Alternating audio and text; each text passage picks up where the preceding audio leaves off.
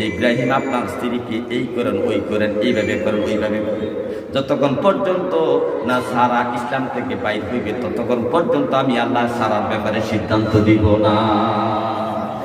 আপনি ধৈর্য ধারণ করেন, আপনি সারার বিষয়ে অভিযোগ করবেন না আমার কাছে। হে আমার ভাই, কিন্তু সাহাবায়ে কেরামের যুগটা কেমন ছিল, আমার নবী তাদেরকে কেমন শিক্ষা দিয়েছেন, স্বামী স্ত্রীর কি মহব্বত আমার নবী শিক্ষা দিয়েছেন। দেখেন, আল্লাহর নবীর এক সাহাবী বিবাহ করেছেন, বিবাহ করে সুন্দর করে সংসার করেছেন। স্বামীও নবীর সাহাবী, স্ত্রীও নবীর সাহাবিয়া,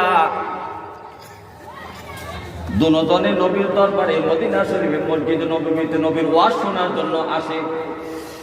তো নবী একদিন ওয়াজ করতে যেয়ে বলেন, হে আমার সাহাবারা, আল্লাহ যাকে ভালোবাসে তাকে দুনিয়াতে দুঃখ কষ্ট দেয়। কি দেয়?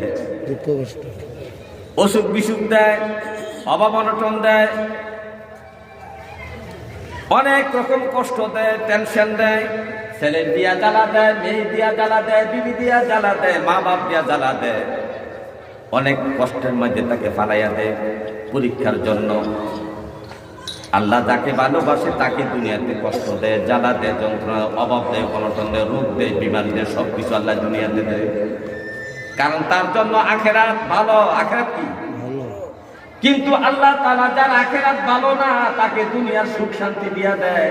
দুনিয়াতেও সুখ কম, অভাব কম, শান্তি আর শান্তি, মনে যা চায় তা খাইতে পারে, মনে যা চায় তা কিনতে পারে, মনে যা চায় তাই করতে পারে। কিন্তু তার পরকাল খারাপ। ফরসার কি?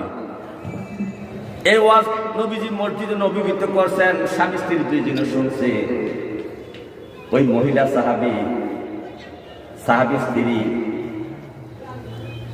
বাসায় যে চিন্তা করছি, আজকে অনেক বছর হলো আমার স্ত্রীর কাছে, আমার স্বামীর কাছে আমি ঘর সংসার করতেছি, কিন্তু আল্লাহর পানা এই পর্যন্ত আমার স্বামীর একদিন জ্বর হইতেও দেখলাম না, সর্দি হইতেও দেখলাম না।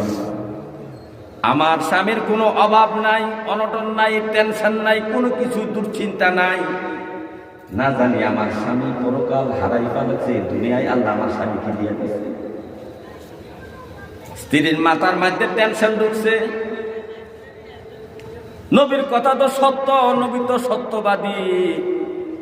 আমার নবীকে তো মক্কার কাফেরাও আলামিন বলছে, মদিনার মানুষও আলামিন বলছে, ইহুদিরাও আলামিন বলছে, খ্রিস্টানরাও আলামিন বলছে, স্বয়ং আবু জাহেল